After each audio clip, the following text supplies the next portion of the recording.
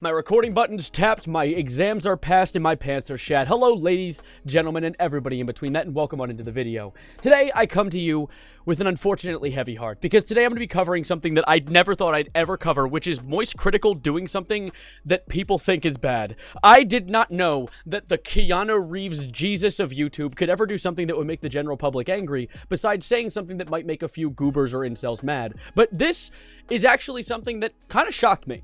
I got a DM recently from Meadow. I'll give credit where credit is due. Thank you, Meadow, for DMing me about this, about a recent sponsorship that Charlie's taken on a video. And sponsorships on YouTube, more often than not, end up being scams. I mean, there's BetterHelp. BetterHelp, if you guys aren't aware, is more often than not a scam where they try and help you with your mental health, but none of the people on there are licensed therapists, so you're talking to just a random dude from, like, Missouri or something. And yes, I realize I'm probably compromising any future sponsorship with BetterHelp, but that's fine. I don't feel like supporting scams anyway. I don't trust many sponsorships, although me being a YouTuber, I'm going to eventually take some of my own, so be ready for that to scream at me like a Raid Shadow Legends sponsorship or something. But recently, Charlie made a video about the Xbox situation. And being honest, I could probably make an entire 10-minute video. I could make a 20-minute video talking about the Xbox situation alone, but we're here to talk about Charlie, so we're going to just go over the Xbox situation really quickly and then get into the main talking point. So, recently, Microsoft, the boys behind the box,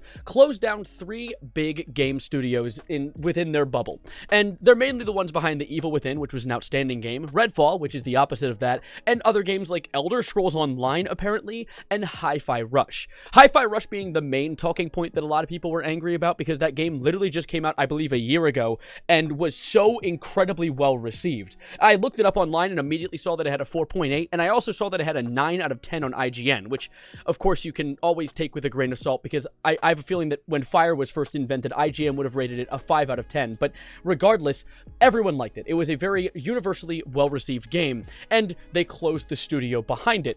And of course, that's not even the controversy. People were mad about that, but then only a day later, the head of the Xbox Game Studios, Matt Booty, yes, that is his real name, said, "Man, I wish we had more small game studios. I wish we had, like, maybe 1, 2, or 3 game studios that could maybe put together and develop some high-quality games that would win awards.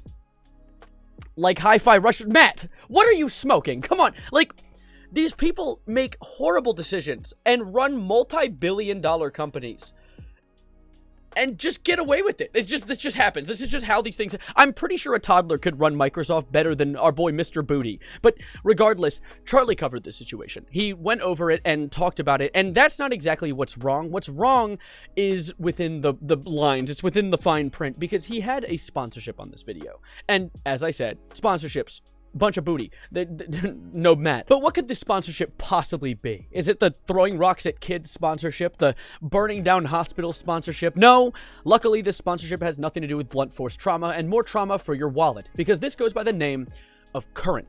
Current is an interesting concept. I clicked through this, like, sponsor segment, and literally, I mean, I actually listened to it, but if you click through it, it looks like a money scam. Like, look at the big numbers.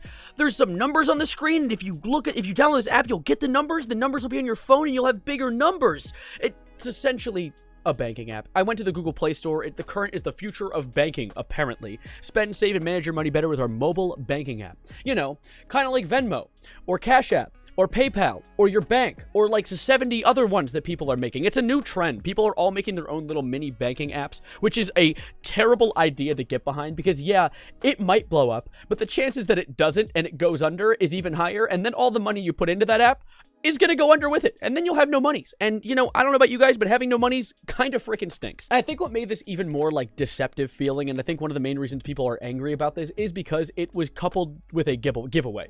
Like, oh, everyone download this app and put your money in here, and you might win some monies. You might get some cash. It's risky. And of course, I seem like I'm just yelling at a brick wall right now. It seems kind of pointless, and I honestly thought that not a lot of people were mad about this, and I wasn't going to make a video on it until I checked the comment section on Charlie's video.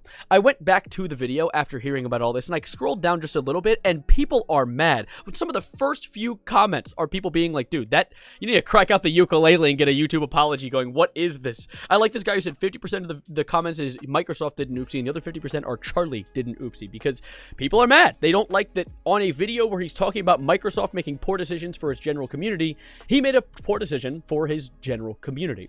And I was curious about Current as a brand, because, I mean, if people are all mad about this, I want to figure out, like, if it's a scam or not. And I did the first thing that someone would do if you look up if someone thinks it's a scam and say, Current scam. Just click it. And of course, all I got were lists of all the current scams that are going on Facebook right now, which is hundreds. Because goddamn, there's a lot of gullible old people on there. But I also finally found an article talking about if Current is secure and safe to put your money on. And I found an article made by Current that says, yes, of course, Current uses encryption to protect your data in transit and at rest. Which is great and gives about the same exact vibes as when the CIA said it found no link between itself and the crack trade. I'm very glad that Current said that it's safe, because I trust it when it's talking about itself and holding your money. Because when it comes to situations like this kind of topic specifically, it's really risky when you tell someone that you could make them money and it isn't confirmed. Especially because, I mean, there is the whole facet of, like, gambling addictions, because entering giveaways is kind of a little miniature version of that. But adding on to that, people who are in financially poor situations are going to do anything to try and get themselves out of it, including join giveaways like this, where really the chances of winning are bleak.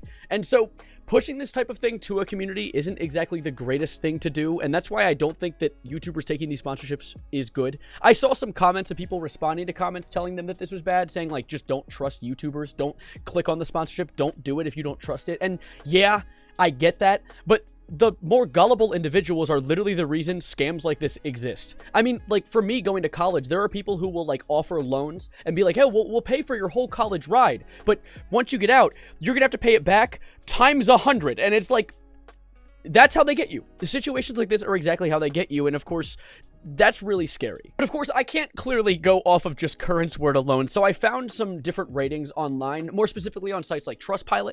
I actually looked it up, and without using any filters, I noticed that 70% of the ratings are positive, but there's also a huge jump in the negative ratings as well. And if you scroll down, the only ratings you see at first are negative, with the occasional positive sprinkled in there.